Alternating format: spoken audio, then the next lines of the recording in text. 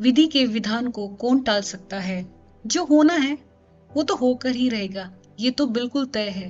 लेकिन ये हम पर भी निर्भर करता है कि हम कैसे कर्म करते हैं। चाहे सुख हो या दुख हो, वो सब हमें इसी जीवन में भोगने पड़ते हैं। सारा लेखा जोखा यहीं पर होगा। ये किसी के साथ भी हो सकता है, चाहे वो अमीर हो या गरीब, चाहे वो अंबानी हो या मोदी जी, चाहे अमिताभ बच्चन ही क्यों ना हो या फिर कोई आम आदमी। इस कहानी में सबसे बड़ा एग्जाम्पल तो अमिताभ बच्चन जी हैं। आखिर उनके जीवन में ऐसा क्या घटित हुआ था, ऐसा क्या किया था विधाता ने उनके साथ? आगे देखिए इस वीडियो में। इस वीडियो को अंत तक जरूर देखना। इस वीडियो के अंत में आपको एक ऐसी सीख मिलेगी जो आपके जीवन को पूरी तरीके से बदल देगी। और ये सीख आप सभी के लिए सीखना जरूरी भी है, ताकि आप भी अपने जीवन में सचेत रहें। हेलो दोस्तों, स्टोरी एक्सप्लोरर में आप सभी का स्वागत है। दुनिया भर की इस चकाचौंध में हम ये देखते हैं कि सब कुछ अच्छा है। अरे ये अंबानी इतने अमीर कैसे बन गए, हम क्यों नहीं? लेकिन कहते हैं ना, विधि का विधान, इसका मतलब है जो लिखा हुआ है वही होगा। आज अंबानी देश के सबसे अमीर आदमी हैं। उनके पास सारे सुख ऐशोआराम है, नौकर चाकर हैं। ऐसा कौन सा सुख है जो उनके पास नहीं हो?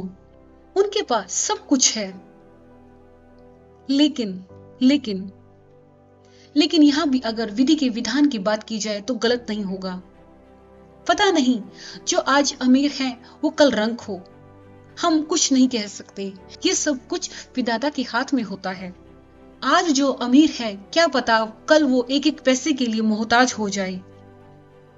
ये सब ऊपर वाले के हाथ में है। जब उसे ठीक लगेगा कि कब सजा देने का समय है, तब उस घड़ी को कोई भी नहीं बदल सकता। ये कैसा विधि का विधान है? हम ज्यादा दूर क्यों जाते हैं? हमारे देश के प्रधानमंत्री जी को ही ले लीजिए। किसने सोचा था कि एक चाय बेचने वाले हमारे देश के प्रधानमंत्री बन सकते हैं? और आज उनके जैसा और कोई भी नहीं है जो सुचारू रूप से हमारे देश को चला सके। आज उन्होंने हमारे देश को कहां से कहां पहुंचा दिया, क्योंकि ये भगवान की मर्जी तो ही थी जो उन्हें इस पद के लिए चुना गया, ताकि सारी व्यवस्था को सुचारू रूप से चला सके। उनकी जगह कैसे कोई ले सकता है? लेकिन कई ऐसे लोग भी थे जिनके पास काबिलियत थी इस जगह पर होने की, लेकिन किस्मत और उनका अपने काम के प्रति लगन, ईमानदारी और कर्मठशीलता आज उन्हें यहाँ इस मुकाम पर ले आई है। लेकिन उनके कार्यकाल में भी एक ऐसा मोड़ आया था कि सभी को लगा था कि पता नहीं इस बार वो प्रधानमंत्री पद पर बने रहेंगे या नहीं। लेकिन विधि के विधान को कौन बदल सकता है? हुआ वही जो विधाता को मंजूर था। फिर एक बार वो और अपने कार्यकाल को संभाल रहे हैं। वैसे ऐसे प्रधानमंत्री मिलना मुश्किल है, लेकिन विधाता के निर्णय को कौन बदल सकता है? सब ऊपर वाले का खेल है। एक और शख्स को ले लीजिए, क्रिकेट के खिलाड़ी विराट कोहली। इन्होंने भी अपने जीवन में कई संघर्षों का सामना किया है, जिन्हें आज हर कोई जानता है। उनका परिचय देने की जरूरत नहीं है। जब वो एक बच्चे थे तब उन्होंने सोचा भी नहीं था कि वो एक दिन इंडिया के लिए खेलेंगे और उन्हें इतना नाम प्रसिद्धि मिलेगी कि उन हर कोई बच्चा भी जानता है और उनके जैसा बनने की सोचेगा। वो देश के एक हर बच्चे की उम्मीद बन गए हैं। आप मुझे कमेंट में जरूर बताइएगा कि आप भी उनके बारे में ऐसा ही सोचते हैं। जो किस्मत में था और विधाता ने लिखा वही उनको मिला। एक और एग्जाम्पल है हमारे जाने माने अभिनेता अमिताभ बच्चन को कौन नहीं जानता, जिनकी फिल्में देखकर ही हम सब बड़े हुए हैं, जिन्होंने अपनी जिंदगी में कई उतार चढ़ाव का सामना किया। किसी ने भी नहीं सोचा था जिसने इतनी सफलता अपने जीवन में देखी हो और जिसके पास पैसे, सुख, चैन की कोई कमी ना हो, जिसके पास एक से बढ़कर एक गाड़ी हो, नौकर चाकर हो, बेशुमार पैसा हो, क्या वो भी कभी एक एक पैसे के लिए मोहताज हो सकता है? अगर मैं अपनी बात करूं तो मुझे बिल्कुल भी विश्वास नहीं होता कि अमिताभ बच्चन भी दिवालिया हो सकते हैं, जिन्हें एक एक पैसे के लिए मोहताज होना पड़ेगा। आपको बता दूं कि अमिताभ बच्चन ने खुद की कंपनी शुरू की थी 1996 में। अमिताभ बच्चन कॉरपोरेशन लिमिटेड की शुरुआत की थी, लेकिन इस बैनर की पहली फिल्म गुलाबी बुरी तरीके से पिट गई। इसी दौरान बच्चन कंपनी ने बेंगलुरु में हुए मिस इंडिया ब्यूटी कॉन्टेस्ट के इवेंट मैनेजमेंट का जिम्मा लिया और करोड़ों रुपए खर्च किए, लेकिन इस इवेंट से कोई कमाई नहीं हो पाई। इसके चलते बिग बी के ऊपर कर्ज का बोझ बढ़ गया था और वह लोगों को बकाया नहीं चुका पाए थे। उन्होंने एक अपने इंटरव्यू में भी बताया कि लेनदार उनके दरवाजे पर आ जाते थे।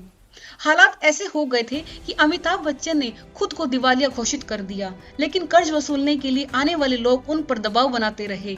इस कठिन दौर के बारे में अमिताभ बच्चन ने 2013 में दिए गए एक इंटरव्यू में खुलकर बताया था। अमिताभ बच्चन को अपने बुरे दौर में बहुत कुछ सुनना पड़ा था। उन्होंने कहा, मैं इस बात को कभी भी नहीं भूल सकता कि कैसे लेनदार हमारे दरवाजे पर आ जाते थे, गालियां और धमकियां दिया करते थे। इससे भी बुरा तो वह था जब वे हमारे घर प्रतीक्षा की कुर्की करने आ जाते थे। अमिताभ बच्चन ने आगे कहा, मेरे 44 साल के करियर में यह सबसे खराब दौर था। मैं बैठकर सोचने पर मजबूर हो गया और सोचने लगा कि मैं क्या क्या कर सकता हूँ।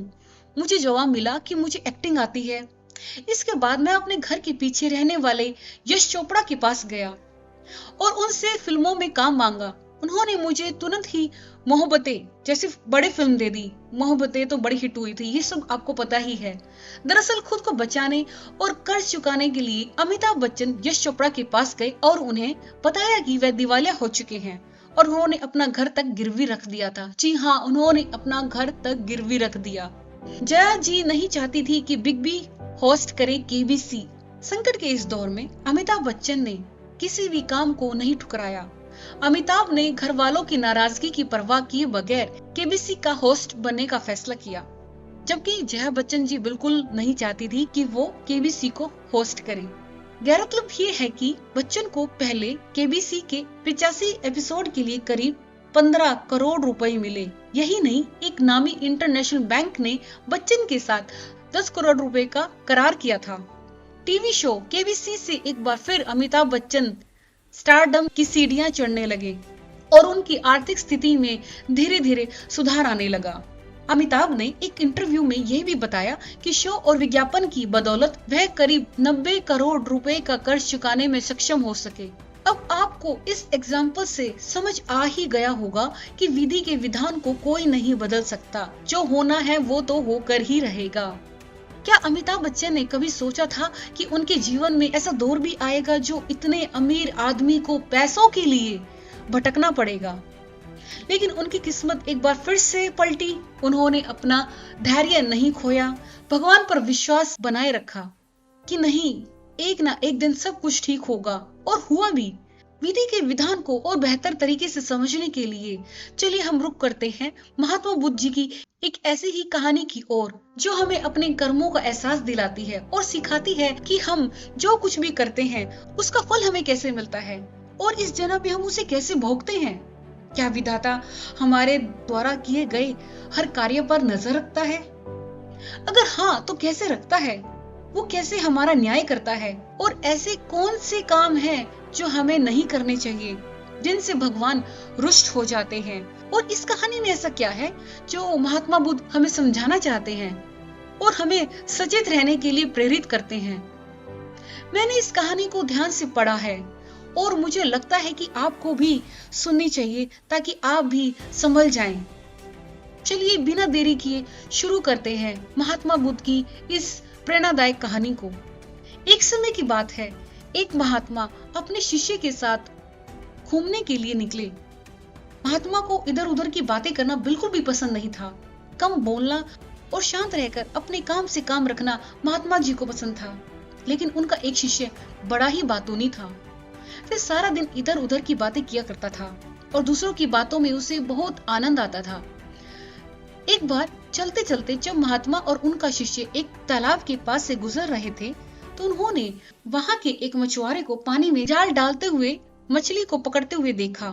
शिष्य को यह बात बहुत बुरी लगी और वह मछुआरे को अहिंसा परमो धर्म का उपदेश देने लगा। लेकिन मछुआरा उसकी कोई बात समझने को तैयार नहीं हुआ। पहले मछुआरा शिष्य की बात को टालता रहा, लेकिन जब शिष्य उसकी बात नहीं माना तो दोनों के बीच में बड़ी बहस शुरू हो गई। दोनों ने लड़ाई झगड़ा करना शुरू कर दिया। जब दोनों आपस में बहस कर रहे थे तो महात्मा जी आगे निकल आए, लेकिन जब महात्मा ने दोनों को आपस में झगड़ते हुए देखा तो वे वापस लौटे और शिष्य को अपने साथ चलने के लिए कहा और शिष्य का हाथ पकड़कर महात्मा उनको अपने साथ ले आए। महात्मा ने शिष्य को कहा, बेटा, हमारा काम तो सिर्फ समझाना है, लेकिन भगवान ने हमें सजा देने के लिए धरती पर नहीं भेजा है। शिष्य ने कहा, गुरुजी, हमारे राजा को इस तरह के लोगों के बारे में पता है जो इस तरह के बुरे कार्य करते हैं और ना ही वो उनको दंड देते हैं। आखिर इस तरह के लोगों को सजा कौन देगा? शिष्य की बात सुनकर महात्मा ने कहा कि बेटा, तुम परेशान मत हो, इनको सजा देने वाली भी एक अलौकिक शक्ति इस दुनिया में है जो सब कुछ जानती है।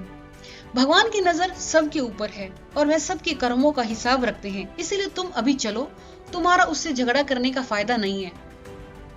शिष्य गुरुजी की बात सुनकर संतुष्ट हो गया और उनके साथ चल दिया।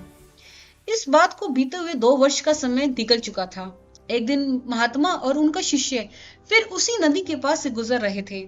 शिष्य भी 2 साल पहले वाली मछुआरे वाली घटना को भूल चुका था।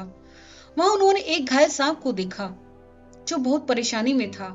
उस सांप को हजारों चींटियां नोच नोच कर खा रही थी। शिष्य ने यह दृश्य देखा तो उसका दिल करुणा से भर गया। उससे यह सब देखा नहीं गया। वह सांप को बचाने के लिए जाने ही लगा था कि महात्मा ने उसका हाथ पकड़ लिया और उसको जाने से मना कर दिया। शिष्य ने गुरु से पूछा, आप मुझे सांप को बचाने के लिए क्यों नहीं जाने दे रहे हैं? महात्मा ने कहा, इस सांप को अपने कर्मों का फल भोगने दो। अगर तुमने इसको बचाने की कोशिश की तो इस बेचारे को अगले जन्म में फिर से यही दुख भोगना पड़ेगा, क्योंकि कर्मों का फल सभी को भोगना पड़ता है। शिष्य ने महात्मा से पूछा कि गुरुजी, कि इसने ऐसा कौन सा कर्म किया है जो इतना भयंकर कष्ट भोग रहा है? महात्मा ने कहा कि यह वही मछुआरा है जिसको तुमने 2 साल पहले मछलियों को ना मारने का उपदेश दिया था और वह तुम्हारे साथ लड़ने के लिए तैयार हो गया था। वह मछलियां ही ये चींटियां हैं जो इसको नोच नोच कर खा रही हैं। शिष्य महात्मा की बात सुनकर हैरान हो गया। उसने महात्मा से पूछा कि गुरुजी, यह तो बड़ा ही अजीब सा न्याय है। महात्मा ने कहा, बेटा, इस दुनिया में स्वर्ग और नरक के सारे दृश्य मौजूद हैं। तुम्हें इस धरती पर हर जगह ईश्वर के न्याय के नमूने देखने को मिल सकते हैं, इसलिए अपने कर्म को हमेशा याद रखना चाहिए, क्योंकि सच यही है, जो हम करेंगे वह एक दिन हमें भोगना ही पड़ेगा। महात्मा ने कहा कि हमारे जीवन का हर पल बहुत ही कीमती है। इस जीवन को बुरे कर्म करके बर्बाद नहीं करना चाहिए। शिष्य को गुरुजी की बात समझ आ गई। दोस्तों, यदि हम अपने जीवन में बहुत ज्यादा अच्छे कर्म करते हैं तो उसी के फलस्वरूप भगवान हमारे साथ न्याय करेंगे। इसलिए हमें अपने जीवन में अच्छे कर्म करने चाहिए। दोस्तों, अगर आपको मेरा यह वीडियो अच्छा लगा हो तो इसे ज्यादा से ज्यादा शेयर करें, अपने विचार कमेंट में रखें और ऐसे ही प्रेरणादायक वीडियो को देखने के लिए हमारे चैनल को अभी सब्सक्राइब करें। मिलते हैं एक ऐसी ही वीडियो के साथ, तब तक के लिए धन्यवाद।